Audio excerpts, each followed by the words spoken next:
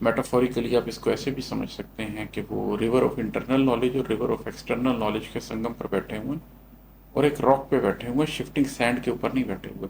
وہ اپنی بلیفس میں سالڈ ہیں، ان کو پتہ ہے کہ ان کی بلیفس کیا ہیں۔ اور آخر زمان میں یہ ہوگا کہ کچھ لوگ ریور آف انٹرنل نالج سے سارا کچھ لے چکے ہوں گے، لیکن ان کو ایکسٹرنل دنیا کا نہیں پتہ ہوگا۔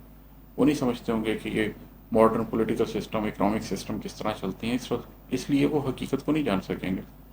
اور کچھ لوگ ریور آف ایکسٹرنل نالج پر بیٹھے ہوں گے، ان کو دنیا کا سب کچھ پتہ ہوگا، وہ ہارورڈ MIT سے پڑھ کر آئے ہوں گے، لیکن وہ ریور آف انٹرنل نالج کو نہیں سمجھتے ہوں گے، وہ قلوب میں اترنے والے علم کو نہیں سمجھتے ہوں گے، تو وہ بھی حقیقت کو نہیں پا سکیں گے۔ لیکن جو بھی شخص ان دو دریاؤں کے سنگم پر بیٹھا ہوگا وہ حقیقت کو سمجھ سکتا ہوگا۔ تو خضر علیہ السلام وہاں پر بیٹھے ہوئے تھے۔ پھر موسیٰ علیہ السلام جب ان کے ساتھ چلے تو ایک سیریز آف انسیڈنٹس ہوئی۔ سب سے پہلے انہوں نے ایک جگہ پر ایک کشتی کو توڑ دیا، اس کے بعد انہوں نے ایک جگہ پر ایک چھوٹے بچے کو مار دیا، اور اس کے بعد انہوں نے ایک جگہ پر اس دیوار کی مرمت کر دی۔ ان تمام واقعات میں ایک چیز تو واضح طور پر نظر آتی ہے کہ جو نظر آ رہا تھا وہ حقیقت نہیں تھی، اور جو حقیقت تھی وہ نظر نہیں آ رہی تھی۔ مطلب یہ کہ perception was different from reality and reality was different from perception. لیکن اس کے علاوہ بھی ان تمام واقعات میں ہمیں کچھ علم حاصل ہوتا ہے۔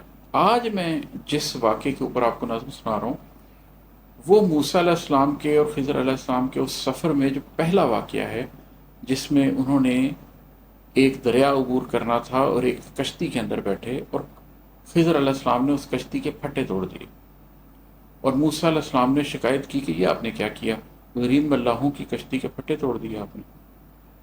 تو خضر علیہ السلام نے کہا کہ آپ میرے ساتھ رہ کے صبر نہیں کر سکیں گے۔ موسیٰ علیہ السلام نے معذرت کر لی، خیر وہ بات آگے چلتی رہی۔ سٹوری کے اینڈ میں جا کر جب خضر علیہ السلام نے معاملات کی حقیقت کھولی تو انہوں نے کہا کہ اس دریا کی دوسری طرف ایک ظالم بادشاہ رہتا ہے، اور وہ ان ملاحوں کی جو کشتیاں ہیں، جو اچھی کشتیاں ہیں، ان کو چھین لیتا ہے۔ تو میں نے اس کشتی کے پھٹے توڑ کر اس کو کسی حد تک نقصان پہنچا دیا، اس کو ایک ایسی کشتی بنا دیا جو بادشاہ کی پسند کی نہیں رہی، اور اس کی وجہ سے یہ کشتی بچ جائے گی۔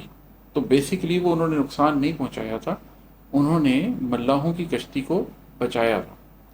اب یہ ملاحوں کی کشتی ان ملاحوں کے لیے کیا ہے؟ اگر ہم آخر الزمان کے تناظر میں دیکھیں تو ہمیں پھر یہی بات سمجھ آتی ہے کہ دریا کے اس کنارے سے دوسری طرف ہم اہل مشرق ہیں، تم اہل مغرب میں جو چیز اس وقت اقتدار پا رہی ہے، جس چیز کی طرف وہ جا رہے ہیں، وہ ایک دجال کا نظام ہے۔